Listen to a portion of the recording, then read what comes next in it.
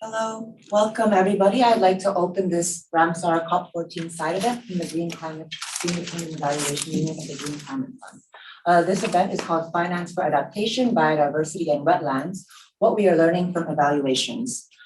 This event will be a kind of series of presentations from different representatives from the German Institute for the Development Evaluation Institute, the Independent Evaluation Department of the Asian Development Bank. We have the After Technical Evaluation or Reference Group of the Adaptation Fund, and a representative from the Commonwealth Secretariat, and a representative from the East Asian Australasian Byway Partnership. So I would like to pass the floor over to the head of the Independent Evaluation Unit, Andreas, to open the event. But before I do, I want to just double check with our online panelists. Are you all able to hear us? Okay. Any one of you can say yes, just to make sure. Yes. Great. Then we can start the event. Andreas, you have the floor. Thanks. Colleagues, this is obviously a very small and intimate setting here. At least here in the room, we've got a couple of people in the sky, as you will see in a short while. So thanks for coming, colleagues, friends, wetland and enthusiasts. Good afternoon. Just want to come on in, sit yourself down. I'm really pleased and honored that we have the opportunity here to hosting two side events at the Ramsar COP14. To us, this is really an important step forward, moving and connecting both worlds of the climate finance space as well as the biodiversity and wetland space. And after rich and enlightening, please come on in, join us. We've just started, so you only hear me welcoming you. And so after rich and enlightening conversations that we've had over the past months, and due to the fortunate circumstance that COVID-19 has now sort of in the ending stage and has now allowed us to travel more, we've had very interesting and insightful conversations both at the IUC and Leaders Forum, but also at other events, evaluation and climate events, as well as this event here at the Ramsar COP. And the idea for this event is really to bringing together the collective evidence that we have from evaluations. So what are we learning from the different spaces that work in climate?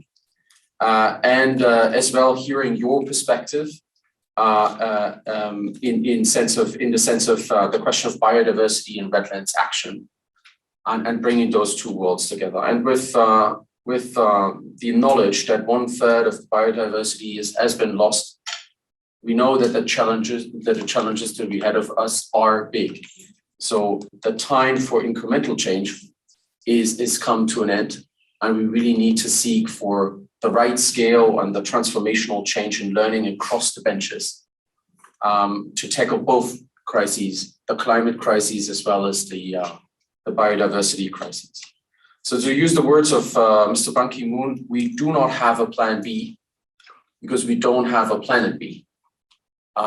I really want to start this by saying that we really must build synergies and implement actions that are nature positive and look at multilateralism and make multilateralism work again. So from my perspective, we need all hands on deck, and we need to join our hands together in finding solutions that empower local communities, indigenous communities, but also private sector, local and international. So this is, to me, why we need to drive paradigm shift that can be sustained, and that is also inclusive enough for the work and the challenges ahead.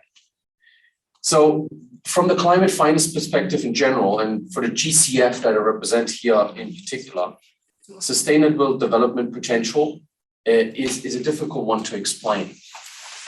So again, as I've just said, I really want to make a plea for paradigm shift that is sustained in nature.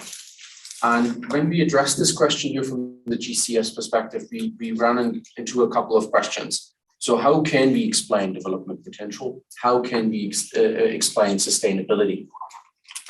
And the GCF addresses that for co-benefits.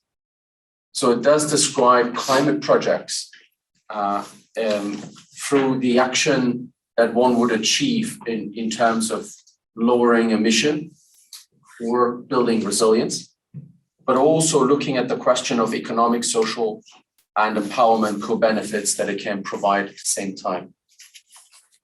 So the consideration of environmental co-benefits could be such as increased air, water, and soil quality, conservation efforts, and biodiversity in general, are key to long-lasting success for any climate finance action or any climate action to fight climate change. So to us, and here I'll say this again as representative here of the GCF, to us wetlands are the most important ecosystem that we know. And we must bring this discussion forward that wetlands are a huge part of these efforts in discussions in climate change action through ecosystem interventions. So in conclusion, what I wish us to do here today, and I hope we can be very interactive, is to engage in a great discussion that addresses three things. It lets us consider the connectiveness of climate, environment, and biodiversity considerations, and the need for solutions that connect environment, climate, and people. Secondly, we should also consider the need for regional and transboundary climate action, as climate, environment, and wildlife considerations do not know borders.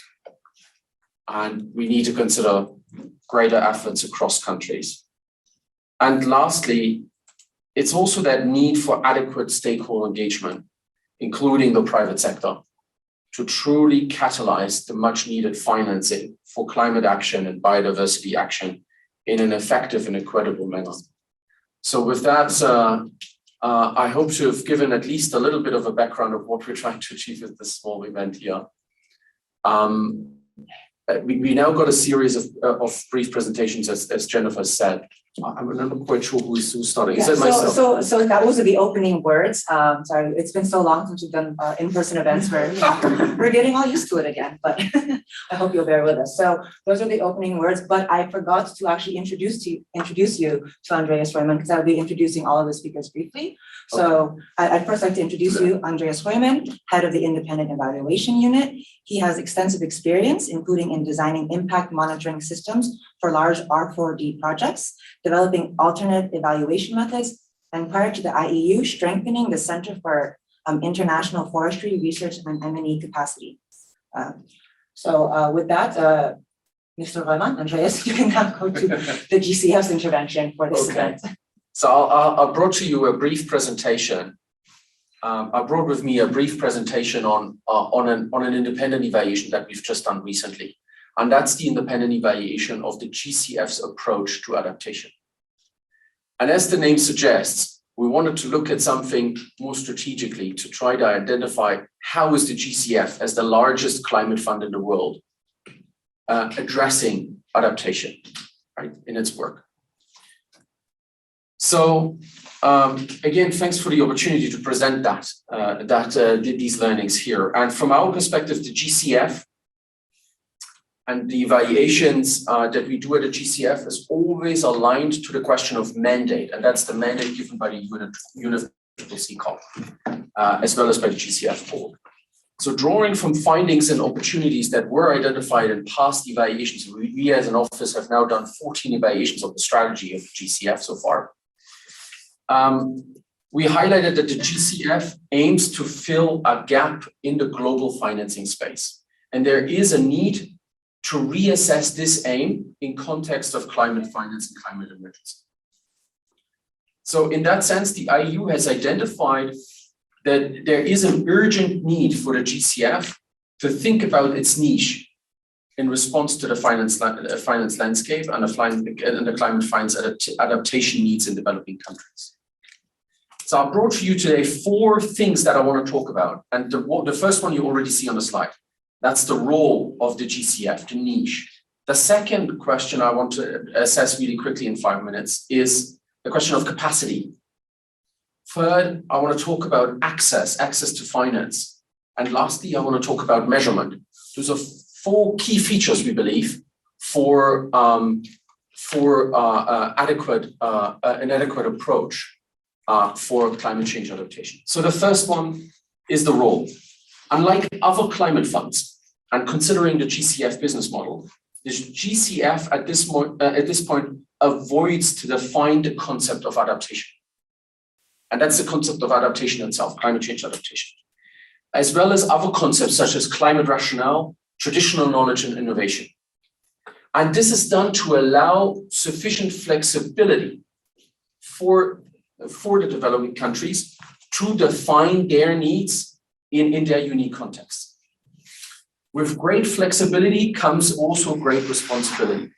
So, however, as a consequence, this flexibility reduces the precision of GCF policies and specific approaches and strategies for the stakeholders in the country to access the fund efficiently and effectively.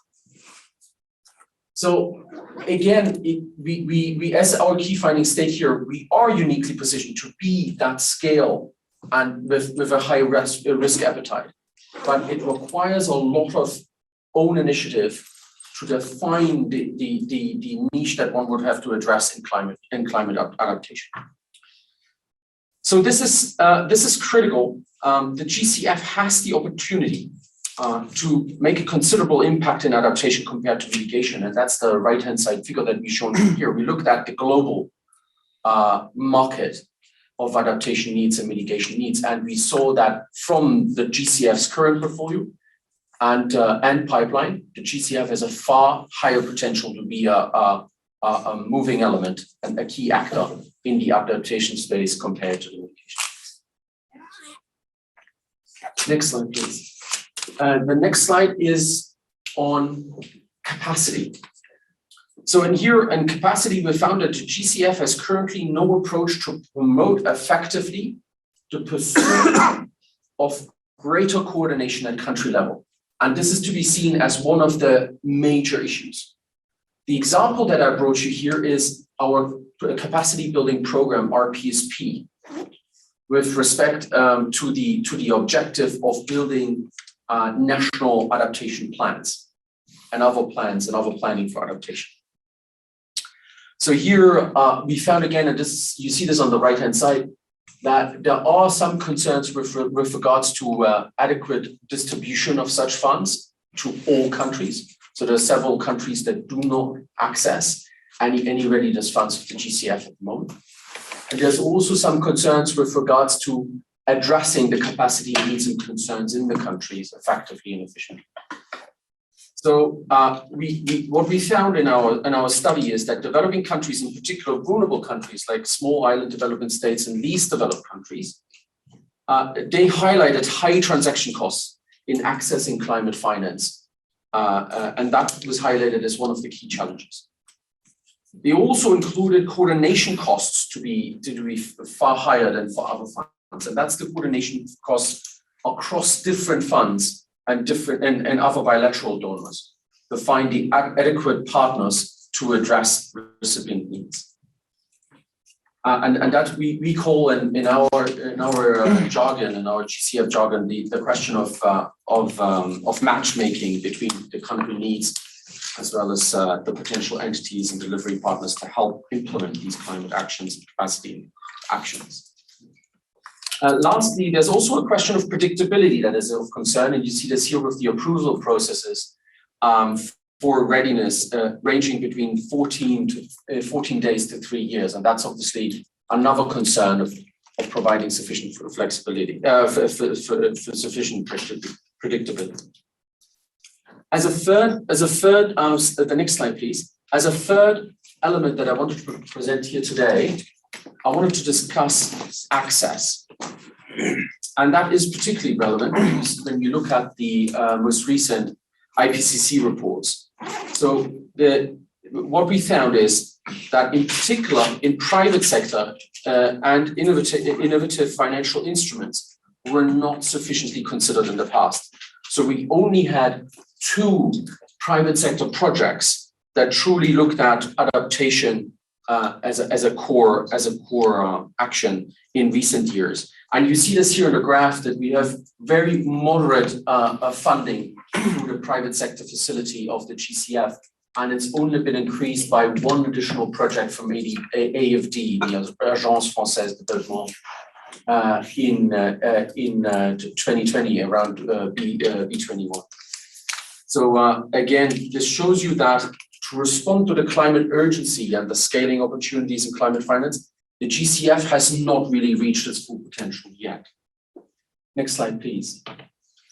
On a broader note on access, we've also looked at the question of distribution in the portfolio. And what we found here is that the adaptation portfolio of the GCF consists of very few programs, only 4 out of 67.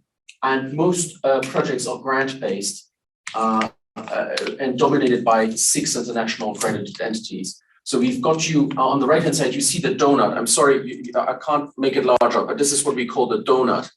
And this is basically the portfolio donut of the GCF adaptation portfolio, and the different colors are showing you the considerations there of international accredited entities in purple and direct access entities in green and red.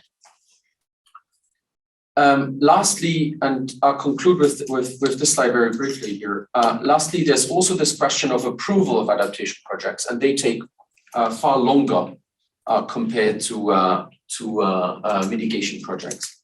And here again, the proposals take on average 350 days compared to 290 days in mitigation.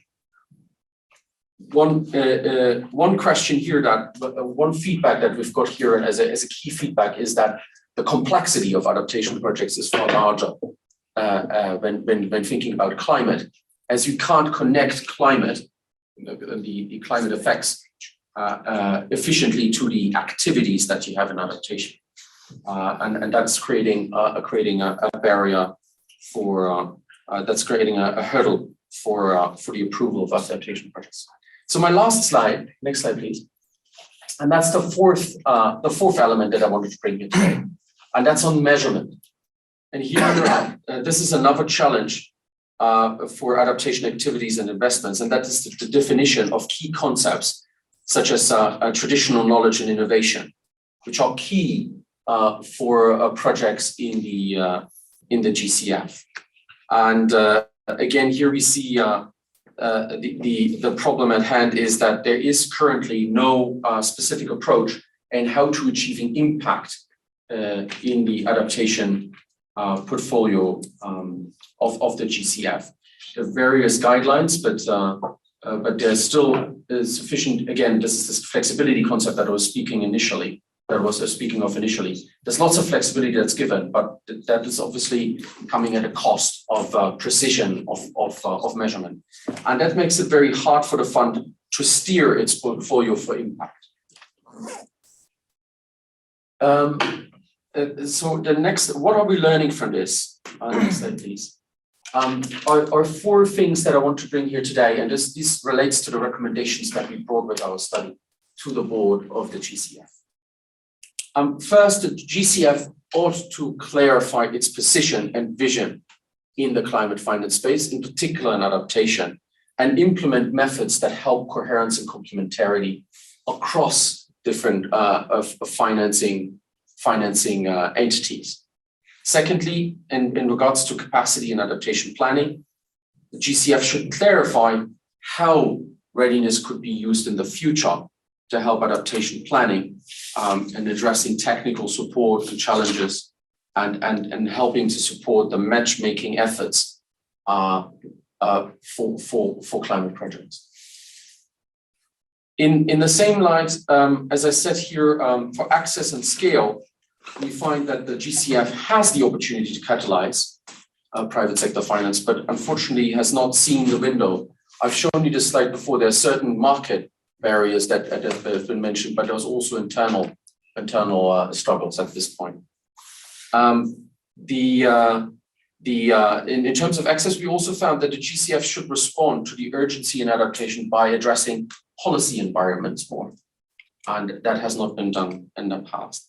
And lastly, again, with regards to measurement for results, the challenges are very clear. We need to define at a global scale indicators for success in climate change adaptation, perhaps by relating it closely to nature and solutions in ecosystem services, as well as addressing the lack of guides on innovation. So how can we be innovative in this space? So I'll close here. I hope I have not been too boring, but I hope we have a good discussion coming right after. So thank you very much. Very much. So our next speaker will be Martin Nolze, Senior Evaluator of the German Institute for Development Evaluation. Martin, may I please ask you to turn on your camera so we can all see you? And then I will change the view.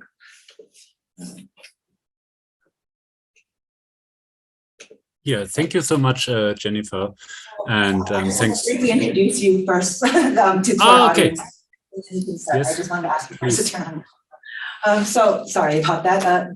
Dr. Martin Nolze joined it's called DEval for short, DEval in 2012, and currently works as Senior Evaluator at the Competence Center Methods on Development and Management of Cutting-Edge Evaluation Designs in the context of complex evaluations. In the course of his scientific career, Dr. Nolze has previously worked for different research projects at the Department of Agricultural Economics and Rural Development and the Faculty of Geography and at the University of Göttingen in Germany. Holding different positions as a research associate, Dr. Nolze focused on the evaluation of development programs in urban and rural contexts and developing countries. And over the years, he has been involved in comprehensive fieldwork activities and applying quantitative and qualitative data collection tools and analytical methods. Dr. Nolze, you have the floor. Thank you so much, Jennifer, for this introduction and the input by you, Andreas, and thanks for having the opportunity, at least virtually, to be part of this relevant panel. And hello to everybody from Sharm el-Sheikh. My verbal contribution is based on a comprehensive evaluation on Germany's international finance portfolio for climate change adaptation, and Germany is one of the main adaptation donors in the OECD, carried out by our institute since 2018, and we will publish some final products and reports early next year.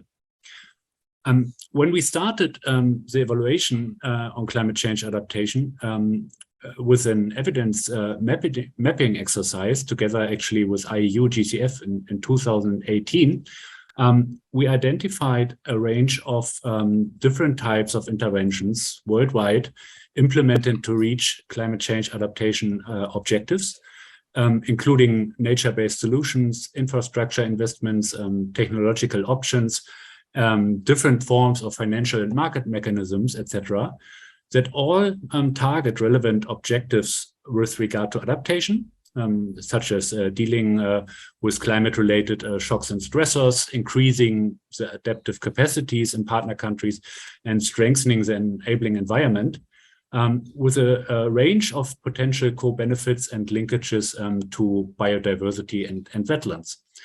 From this review, we learned that not only Germany, but also other relevant climate finance providers, investments in nature-based solutions account for the most significant share of adaptation finance when it comes to separate instruments in important climate and wetland-related sectors, including agriculture, water, and the environment, and in interventions where significant co-benefits for biodiversity and ecosystem services can actually be expected.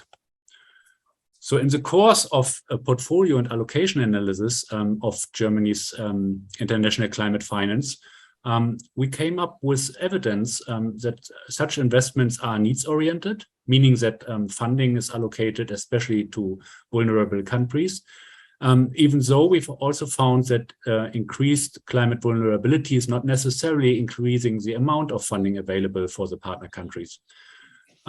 So with regard or focus on German development cooperation, this also has implications for wetlands, for example, as interventions for coastal protections are being implemented, at least in the German portfolio, and particularly in climate vulnerable countries like Vietnam, for example. So in the affected regions, rising sea levels and sea temperature lead to habitat loss, marine pollution, excessive nutrient enrichment, or even the introduction of non-native species. So this is in line and according to the IPCC report of this year, that without adaptation, climate risks in coastal areas are highly likely to increase significantly in future. So we asked actually, so our next question was to ask about the role of adaptation finance with regard to the effectiveness of nature-based solutions and climate resilience strengthening. And based on a more in-depth systematic review of international literature, we found quite robust evidence that nature-based solutions are among the most effective instruments for climate change adaptation, especially through the pathway of dealing with shocks and stressors and the pathway of increasing adaptive capacities. And again, especially in the sectors of agriculture and environment. And this holds true for environmental sectors in total, but with regard to wetlands, especially also for the subsector of coastal protection within the environmental sector. And again, with a range of benefits for biodiversity and ecosystem services. So we can conclude that adaptation finance for interventions and objectives with an interconnectedness actually among climate, environment, and biodiversity are among the most effective ones when talking about adaptation effectiveness. And this can be actually an anchor in the climate community to raise awareness about the potential that is lying ahead.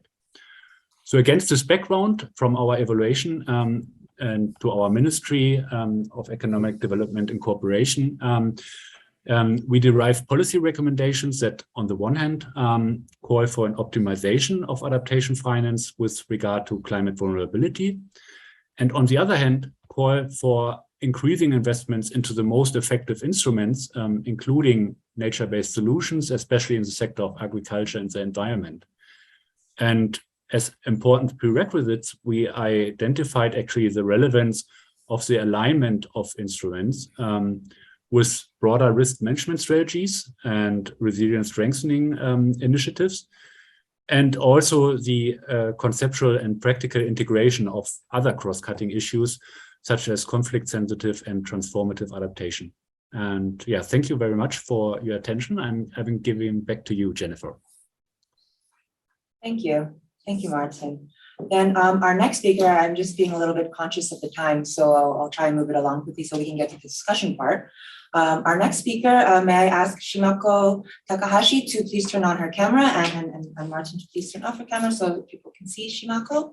Shimako is an evaluation specialist at the Independent Evaluation Department of the Asian Development Bank.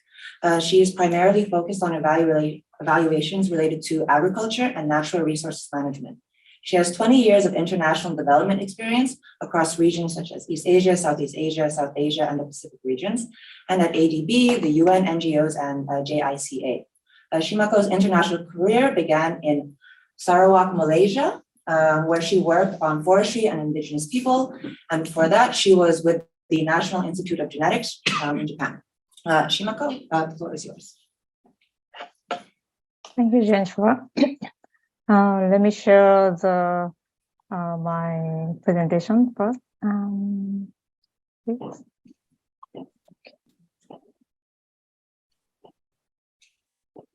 I believe she has a presentation. She'll be sharing her screen.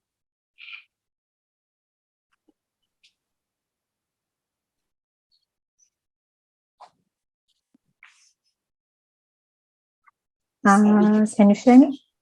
Can you share the slides? Yes. We can see your slides.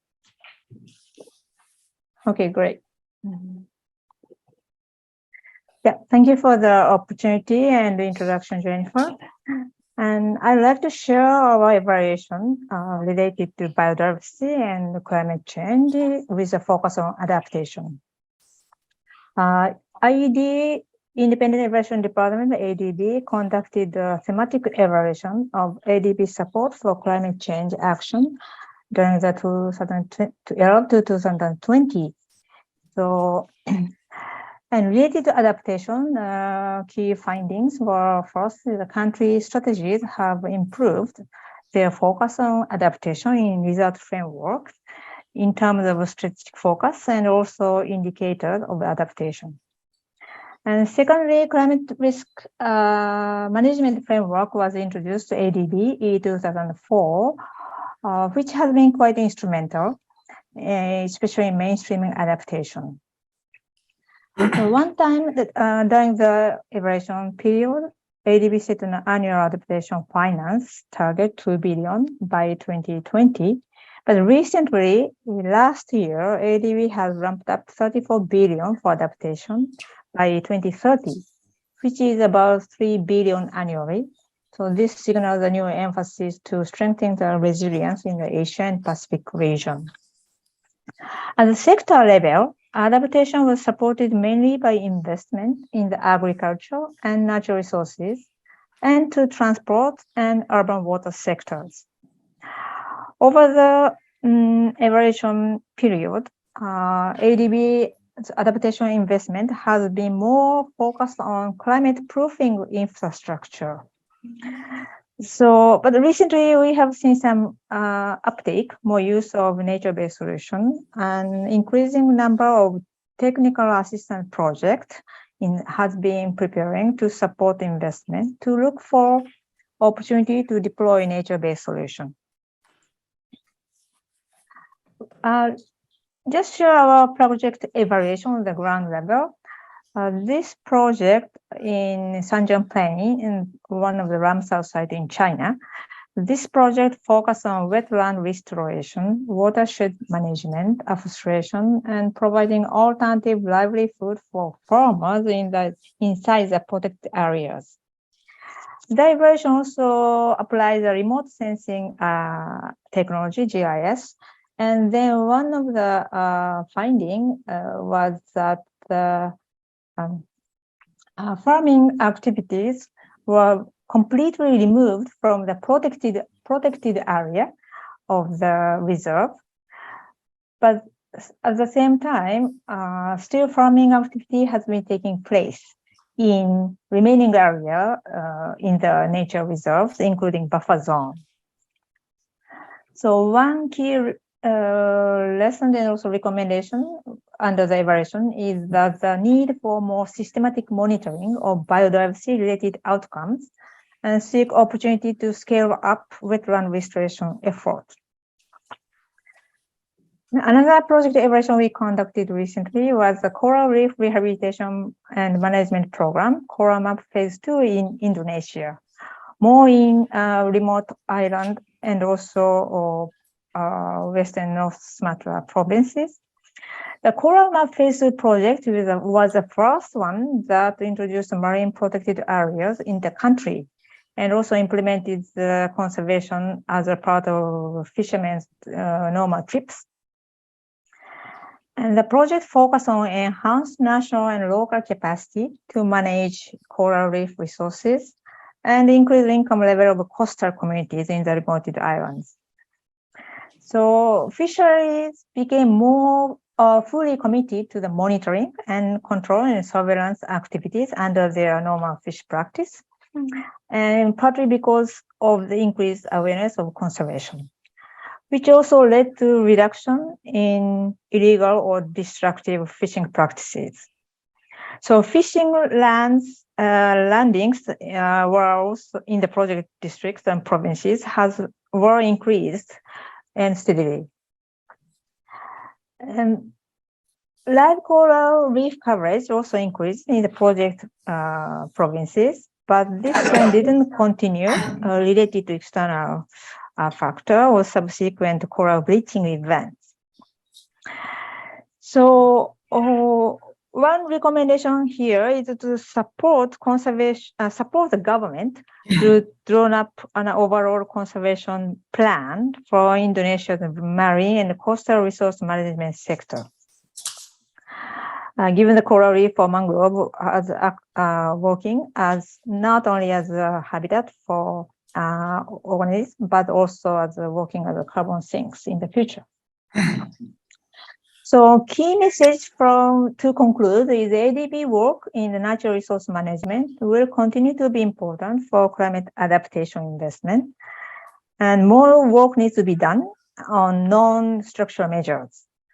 And secondary opportunities should be sought to ramp up nature-based solution or through climate risk assessment in project preparation. And we have a lot of lessons from project evaluation on the ground reality. And the two key factors are government buy-in and long-term commitment, and also meaningful engagement with affected communities at the design and also implementing stage. Those two are crucial to continue to the greater effort for biodiversity conservation and also to be nature positive. Thank you. Thank you very much, Shimako. So I'm extremely conscious of the time right now. So for the next panelist, I'm going to shorten their bios a little bit. Our next speaker will be Mr. Claudio Volante, who is the member of the Technical Evaluation and Reference Group of the Adaptation Fund.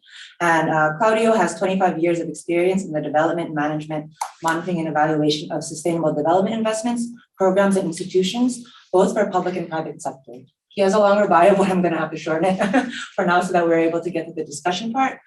So with that, I would like to ask Claudio to please turn on his camera so we are able to see you, and to please begin. The floor is yours. Great. Thank you, Jennifer and Andreas, for organizing this event. Very happy to be part of it. And so what I'm presenting here is work that I did with one of my colleagues, Mariana Vidal Merino, and it's based on the review of 7 completed projects and their terminal evaluations supported by the Adaptation Fund. So the next one. Just keep going. So just to give you a little bit of background on the fund, on the Adaptation Fund. Of course, the fund is also mandated by the UNFCCC and its board and on supporting financially concrete adaptation projects. And so far, the fund has supported about 140 projects for almost $1 billion. And although the fund doesn't have a formal relationship with the Ramsar Convention, obviously, one of the key ecosystems that the fund works and supports is wetlands through rehabilitation and restoration. And we did a very quick sort of back of the envelope review of all of the projects, approved projects so far. And we found that about 30% of the funds, of the projects work within wetlands.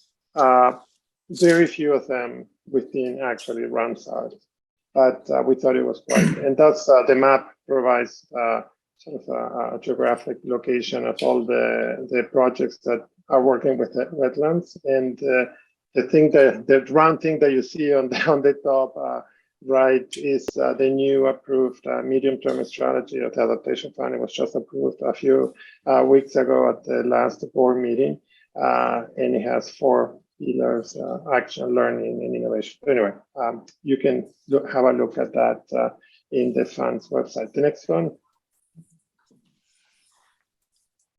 So the fund works and supports, like others have mentioned before, through ecosystem-based adaptation projects to increase resilience, reduce vulnerability, and also provide working with local communities to improve their livelihoods.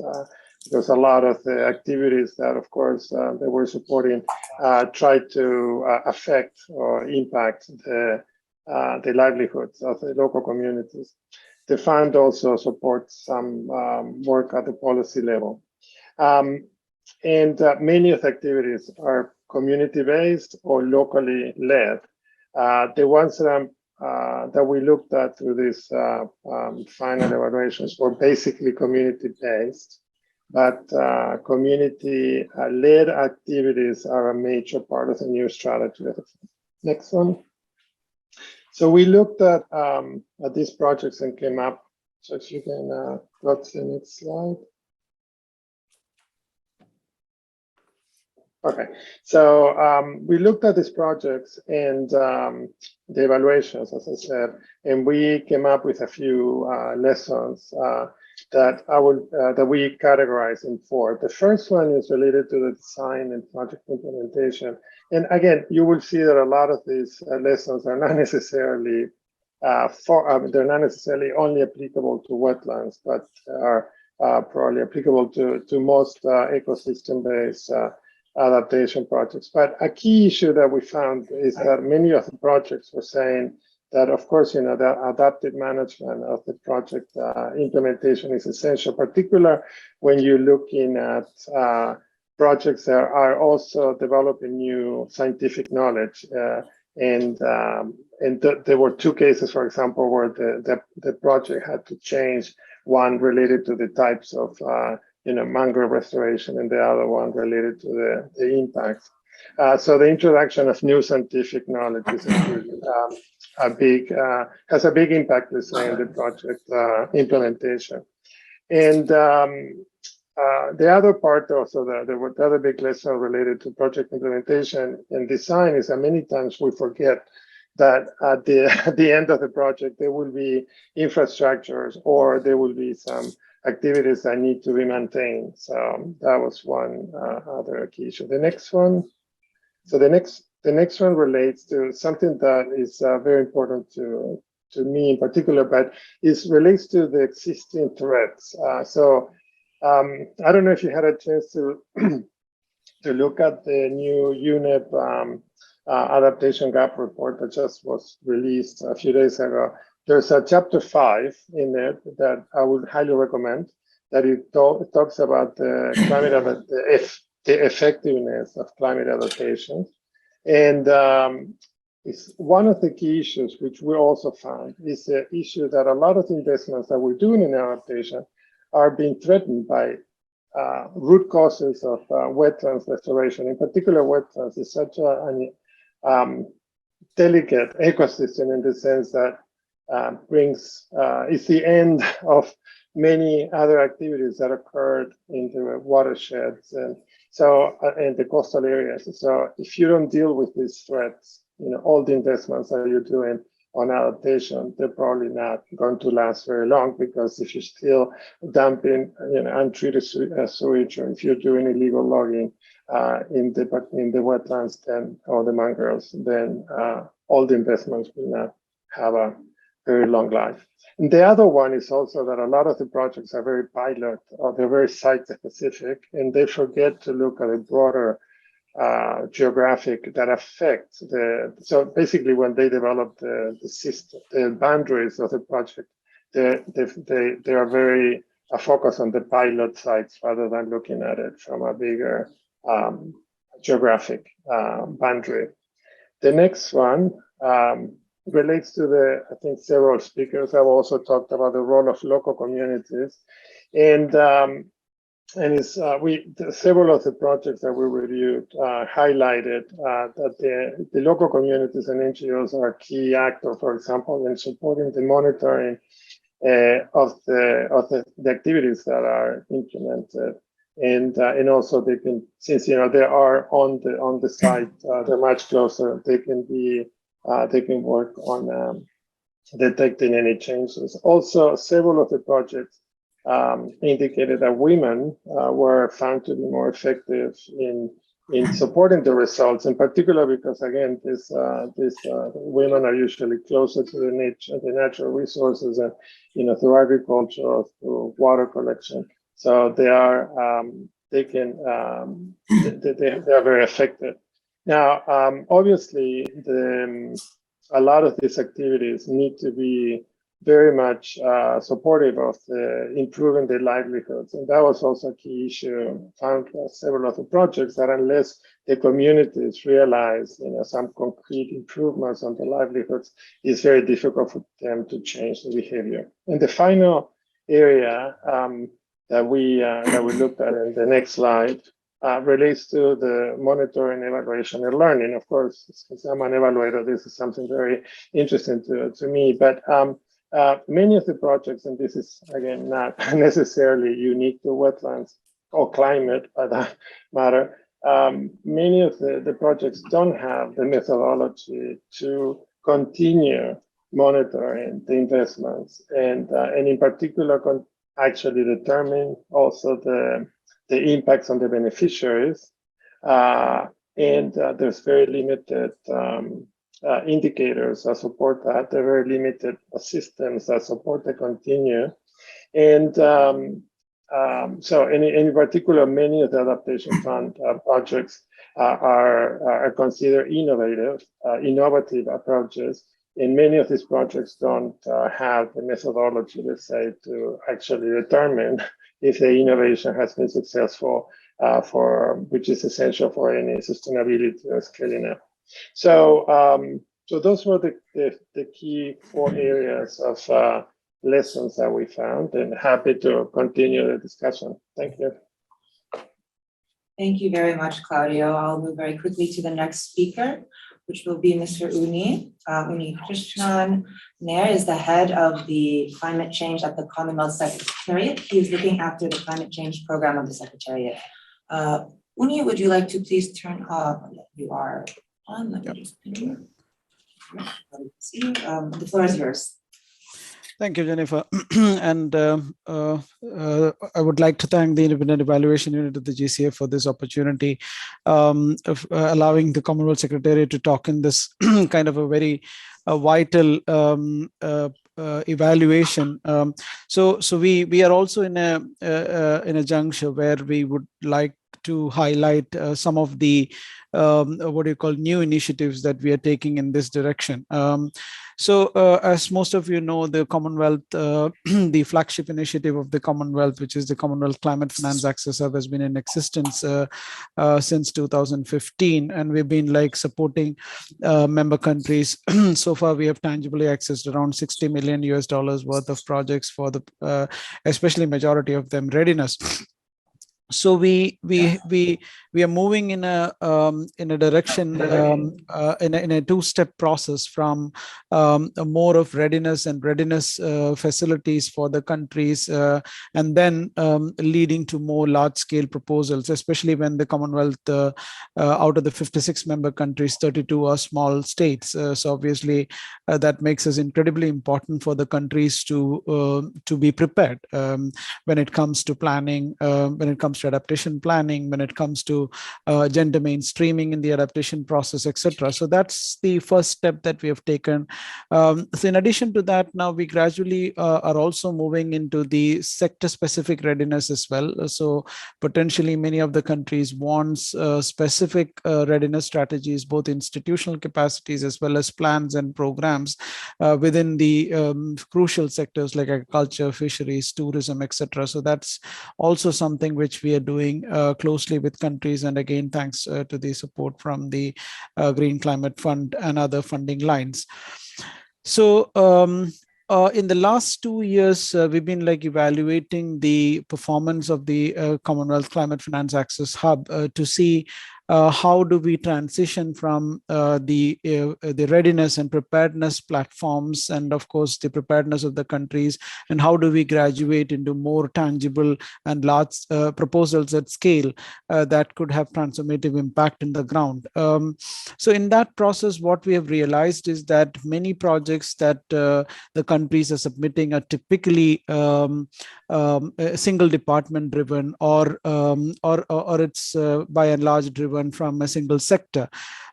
So when we talk on the one hand, nature-based solutions and ecosystem-based approaches, especially when you take sectors like agriculture, water, etc., there is a lot of interdependence between ministries and departments, which very often get lost because of the kind of watertight compartments there. So we face a lot of difficulty in developing multi-sectoral projects or cross-sectoral projects, leading to more turnaround time than a particular project that we work with the Department of Agriculture. Then it is very easy to just develop the project and push it out. So what we've tried doing under the climate finance initiative of the Commonwealth, and by and large under the natural resource management portfolio of the Commonwealth, is to go back to the member countries and seek guidance in terms of what do they actually want, basically to move forward with such kind of multi-sectoral project when it comes to issues around nature-based solutions and others. So what we found is that the key performance areas under the 3 Rio conventions, the UNCCD, which is the desertification, which is more into the land-based actions, then the biodiversity convention and the climate conventions, the targets are definitely being coordinated by multiple ministries, and of course leading to more of kind of, again, more and more of silo culture. So what the Commonwealth came up with is what we call the Commonwealth Living Lands Charter, which was launched in the 2022 June Commonwealth Heads of the Government meeting, where the 56 member countries adopted the Living Lands Charter. The singular purpose of Living Lands Charter is to work coordinatedly with the 3 Rio conventions and work in countries in more of coordinated action.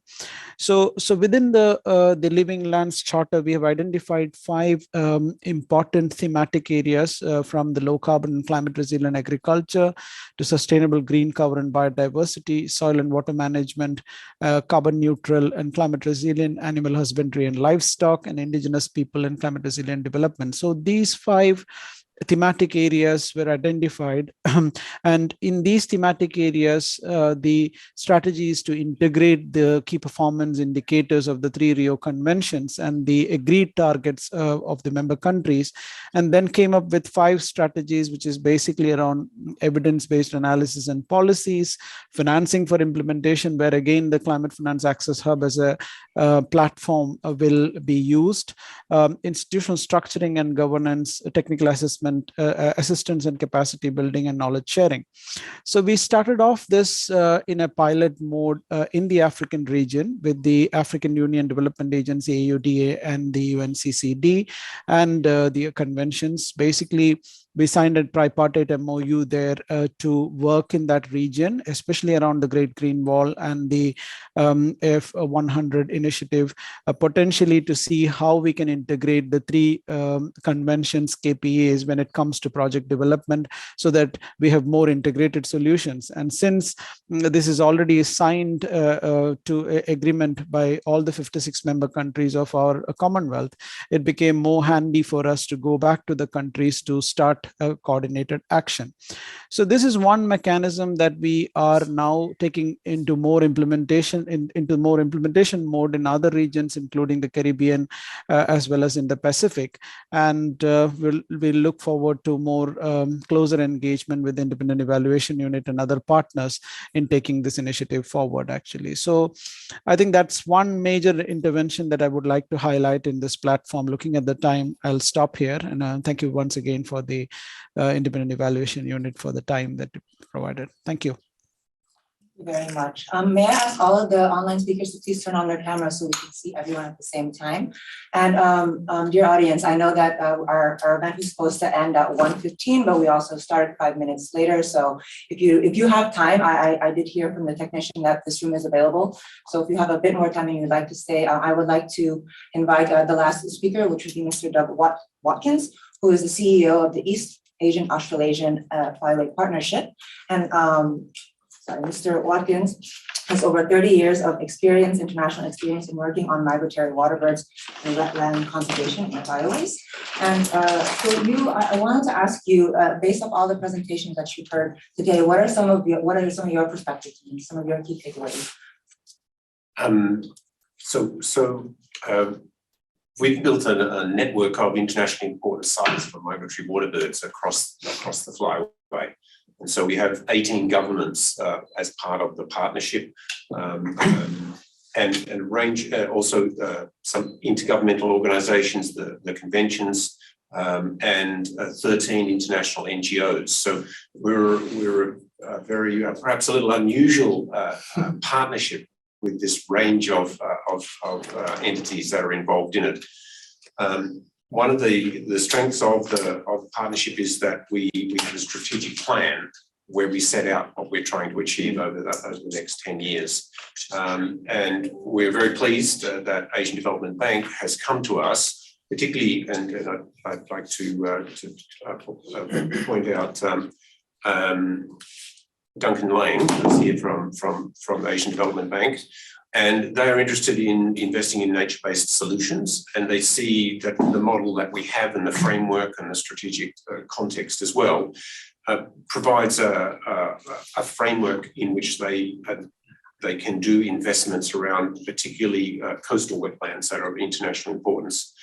So listening to the presentation so far, there are some similarities with the projects that have been talked about. The most critical thing I think about these investments is really the local communities that depend on these wetlands. And it's essential that in implementing projects, we get the buy-in of the local community, which means we need to listen closely to the local community and how the investments can best meet the needs of the local community with particularly mitigation of storm events, also relating to carbon sequestration in these coastal wetlands. And we need the local community to be fully engaged in it because they hold the sustainability of this approach.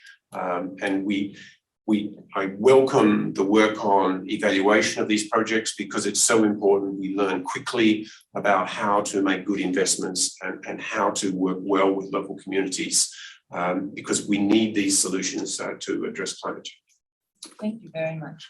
I'm going to actually ask Andreas. So we've been hearing from different actors and evaluators on the recommendations. How can we be more transformative in the future in climate adaptation space? Yeah, I wonder, just colleagues, you have heard so much today. I think Doug is absolutely right. We've heard very, very common threads here. One was definitely with regards to how to engage governments, how to engage local communities, how to create that sustainable element in projects, or how to engage in a way that we enable others and empower others to work on those projects that we've got. Another feature that I've heard, and I wanted to reflect on this a little bit, is the private sector. Of course, I think most of them here, ADB as well as GCF as well as Adaptation Fund, have highlighted that it's extremely difficult to mobilize private sector for such work. And the reasons for this are manifold. First, of course, we have the market issues, right? We want to activate a market, we want to create a market. That's not easy for private sector to invest if the market is not there. So you need to have first movers. I see that is one of the key issues for most projects in ecosystem services. I don't know if Shimako is agreeing with me there fully, but at least to some extent, I've seen this in the presentation as well, and that goes a long way. And the creation, and again to come to Uni, the creation of innovation hubs or climate access hubs to allow this conversation to start is extremely important to me. What we found, and now on a positive note, what we found with the GCF is, and there's lots of things that I see critically, what we found is if we want to be transformational, there are a couple of drivers that we need to think about, or a couple of attributes we need to think about. We need to think about depth of change. If you really want to disrupt the system, you need to go deep and you need to have depth in terms of change. You need to have the width of change. So you need to have a project that's sufficiently wide in engagement as well as in change to make that paradigm shift happen. And in addition to this, you need a behavioral change. You need a change in the people, that the people are starting to be interested in the aspect and engaged in the aspect, not only for sustainability, but also to create that value that you want to create with a system such as ecosystem services and wetlands. And I think, to me, that has been one of the most difficult parts for the GCF in most of its projects. But when we looked at the entirety of the project portfolio that we have with the GCF, we run a test, a statistical test. I agree, it's not perfect, but we run a test. We wanted to know where's the likelihood of transformational change? What likelihood are we looking at? And we found that adaptation projects are far more likely to be transformational. for the GCF portfolio to date. And that is due to two things. One, adaptation projects do have people in as a consideration, as a key consideration, and that I really agree with Doug. They do have the question of how do we engage communities, because the impact indicator is already the beneficiary. So we're looking way in advance and we say, how can we get the beneficiary? How can we increase their livelihoods, their engagement, etc. So that's hugely important to think about that. But secondly, and that is equally important, we also look at a question of apologies, at a question of how complex projects are. And here we found that projects in adaptation are more complex because they want to address resilience, and resilience is not only one sector, it's multiple sectors. And I think, again, ecosystem services lend themselves to this question, because when you look at a wetland, you can not only look at the conservation aspect of it, you have to look at all the drivers that are coming in to reduce the wetlands as well. So you're looking at a sector such as agriculture, a sector such as water at the same time, and that creates that broader field of complexity, which is difficult in approval and in development of projects, but it's so much better when it comes to the impact that you're after. So to me, that is in terms of challenges, it's clear the challenges are, however, also an opportunity at the same time. So that's what I would say. But colleagues, I know I'd like to hear also your thoughts, if you have any, to what we presented today. Here we have one hand, two hands. Maybe we go around the table a little bit, huh? Yes, I think the mic works. If you'd like to say your question. Sure, Gary Allport from BirdLife International. Andres, I was just fascinated by what you were just saying, and I picked up on what Claudio Volonte was saying in his presentation about adaptation, and particularly the need for indicators that go beyond the lifetime of the project. So this is relating to what Doug was saying, that primary beneficiaries on the ground, particularly when it comes to resilience, may not see the benefit of the investment until way beyond the lifetime of the project. Have you got any further thoughts on how we can build that? You know, we're trying to think long term with some of our investments at wetland sites.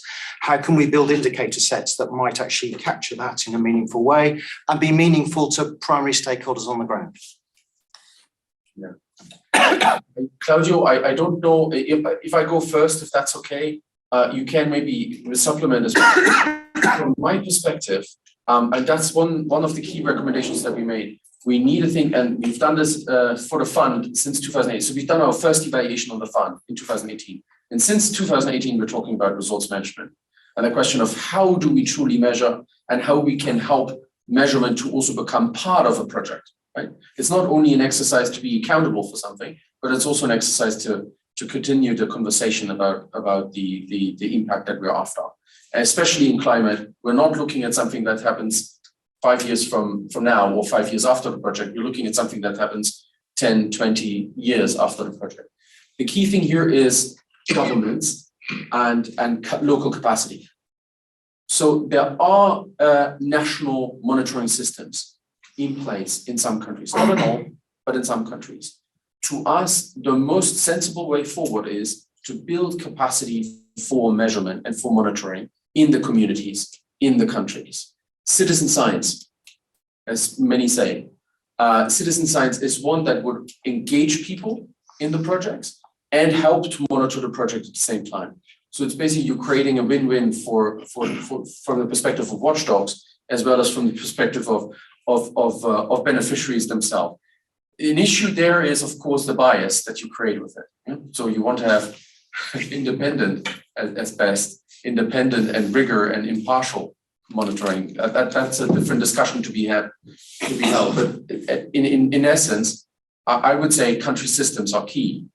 Country monitoring systems are key to engage people in that and to allow for feedback long time after the project has ended.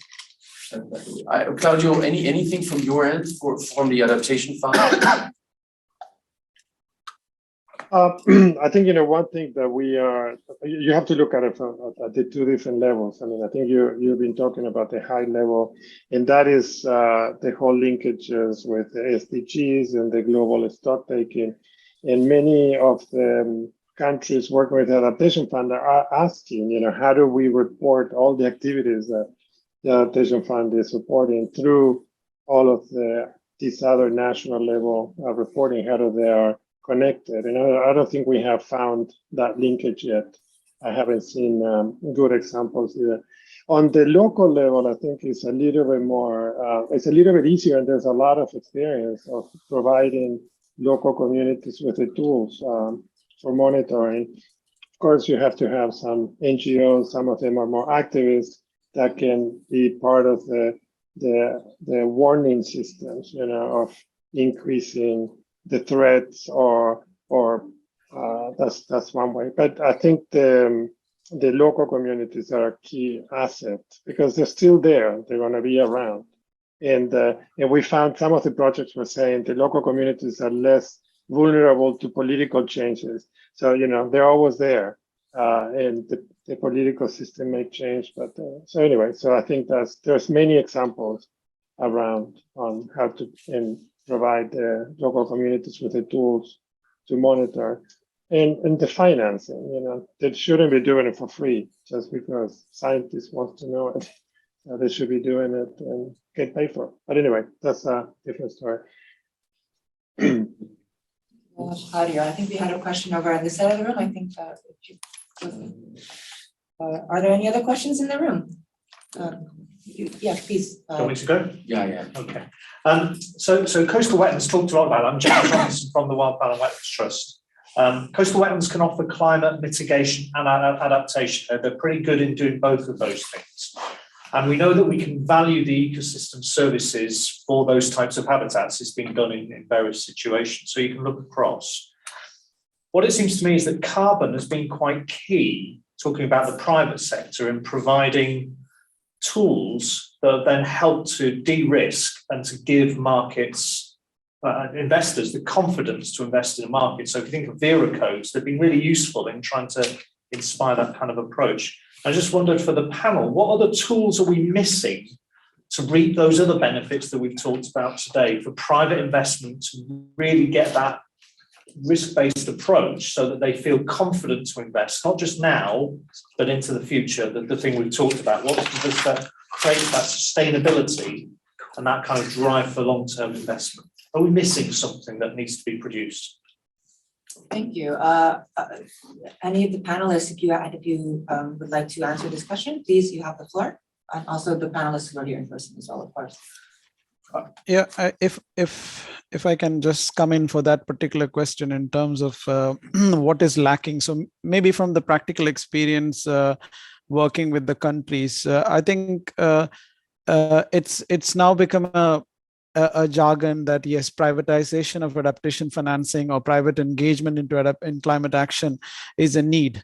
But again, I think when we go closer to examples, we'll see whether the institutional structures are ready to absorb that kind of an engagement and also to take it forward to the expected outputs and the outcomes that the private sector set for adaptation action. So we did work on some of the crop value chains, for example. So it's typically linked to the business models and typically linked to the private sector outcome orientation, which at times is missing when you have executing entities which are the government departments or the state-run enterprises.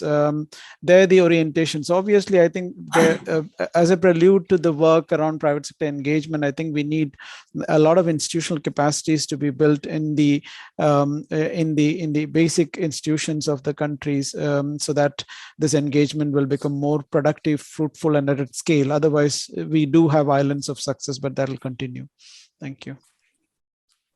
Thank you. Does anyone else want to come in on this question? I might as well give it. So I'm sorry to monopolize so much here on this, but I think it's a really relevant question, James, for two things that I can give in response. The first thing is we realize at the GCF that the question of mitigation and adaptation is an artificial one. So the question of dividing projects by mitigation goals and mitigation targets and adaptation targets is very difficult to manage. That's why the GCF has come up with this term of cross-cutting projects. And it's very difficult to explain because the mandate for the GCF is a different one. The mandate is to strike 50-50. And that's a very difficult mandate and a very difficult setting that the UNFCCC has given us there. But that's what it is currently. So one will have to think about how to divide this up. That's a major challenge for projects for sure. Right? And you know, what evidence has shown us now is that some projects, you know, it's a real hurdle for the discussions during the project development on what is the project? Is it an adaptation project or is it a mitigation project? The other response I can give you, the question of tools, we're not there yet. And we have multiple conversations with stakeholders in the adaptation space. And most often we hear mitigation has gone through the same process. Adaptation is just 20 years behind. A problem that we're facing is that we have a climate urgency at hand. So we need to find ways of making it. And here there are, for instance, incredible initiatives such as women empowerment. So now we have an organization, we work together as a partner here, which is called Vulcan, which tries to build a similar setting, a similar tool such as carbon credits for women and for women empowerment and projects. And a similar story could be done for adaptation. It's just about, the question is just there, how do we create assets? And how do we create asset classes out of nature services? And to be honest, I think that is something the GCF ought to think about as for its next strategy in the coming replenishment period, where we think about the question of course, what are we financing as a climate fund?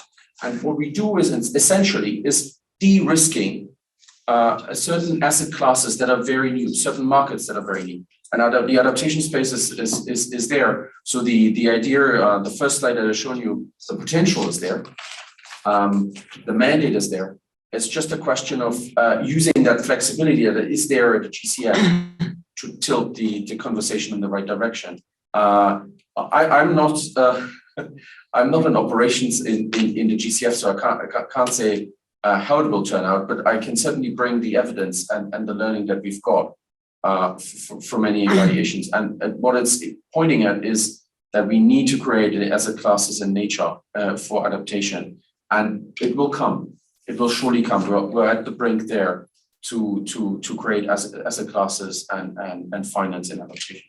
And the slide that I've shown with private sector, it's truly that challenge that we have. You know, the private sector is coming and saying, okay, how do we create adaptation projects? How does it do that? So that would be my 5 cents. I look at the sky. Is the sky ready to leave? Are the people in the room ready to leave? Are there any other questions, colleagues, friends? You please. I didn't mean to. Thank you very much. Asad Sabiru from Uganda, Minister of Water and Environment. From experience and having implemented I think it's a funded project for the last since 2017, you are very right measuring impacts, because we are implementing these projects to increase resilience of local communities. And we realize most of the people who stay with these people are the local governments, because as you know, most governments are operating under decentralization. But you realize the issues are always with how these local governments operate, their technical capacity, and how they can ensure sustainability of the project investments after the end of the project cycle. And you realize sometimes there's lack of that capacity, both financially, because local governments are not usually funded at the same level as central governments. So without project funding, sometimes you realize like most of these investments face challenges, because some of these local governments will not even have the resources to just travel and monitor some of these investments put in place to help these communities like fight resilience. For example, you set up a small scale water irrigation system. These local governments will need money to maintain, to repair, to service, money to buy new water pipes, and they might not have this because, you know, usually governments work on budgeting systems. And these are things that were in the budgets of the projects and they are not in the budgets of these local governments. So this is something I think we'll need to look at and maybe have like a uniform template of how the monitoring can be done and incorporated into government and local government systems. Thank you very much. No, thanks for the intervention. And again, I thank you for being here. This is one tangible project of the GCF that you can see there in Uganda on wetlands. So thanks for contributing. Absolutely pleased that you mentioned the same key issues there. So again, our colleague here, please. No problem. My name is Sabir Masmoud from Iran. I've been wearing different hats of NGO, UN, company in different parts of the world. So I'm speaking, as I say always, the voice from the ground. What I realized over my experiences is that unless the organization or the initiative has its own philosophy of working with the communities, it's going to be difficult in the future to justify what has been done. So it happens that NGOs or governments take community as a solid, group of people that, okay, you just throw some money, just say that, you're facing climate change issues and they're going to do the same thing. But that's not the case, because politics are involved, interracial things are involved, and many, many things are there. And that's why as you say, there's an urgency, but it doesn't apply in the field because that's a different thing. They are, playing different games. One is climate change, okay? And I think having maybe a position on what the organization, what the fund, what the initiative wants to see or wants to offer to the communities is important. And when it comes to the issue of working with the community, sometimes I feel maybe there are other players that can do that job. Would that be better if a multi-billion, organization like GCF would focus more on the systematic, as you said, the transformative changes in kind of a mid-level policy and frameworks? For example, like for me, material footprint is the best thing that can be improved to show that everything is in the place. We have improvement. So that's just my again question and observation. Thank you. No, thanks again.